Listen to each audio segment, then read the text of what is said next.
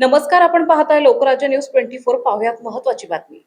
पंढरपूरच्या आषाढी वारीसाठी निघालेल्या एका वृद्ध वारकऱ्याचा पाय घसरला आणि ते थेट रेल्वे रुळावर पडले।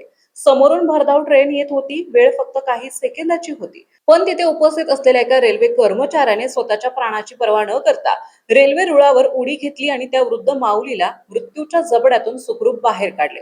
हा संपूर्ण थरारा सीसीटीव्ही कॅमेऱ्यात कैद झाला आहे। पंढरीच्या विठू माऊलीच्या दर्शनासाठी निघालेल्या एका वृद्ध वारकऱ्यासाठी हा रेल्वे कर्मचारी साक्षात विठ्ठल म्हणून धावून आल्याचं पाहायला मिळाले। ही घटना पुणे रेल्वे स्थानकावर घडली आहे।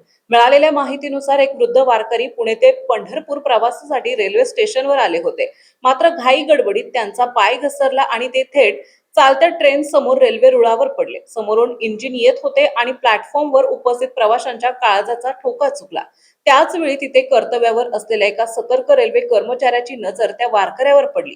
क्षणाचाही विलंब न लावता स्वतःचा जीव धोक्यात घालून या कर्मचाऱ्याने रुळावर उडी घेतली आणि ट्रेन अगदी जवळ आलेली असताना त्याने वृद्ध वारकऱ्याला अत्यंत वेगाने मागे खेचले आणि बाजूला केले।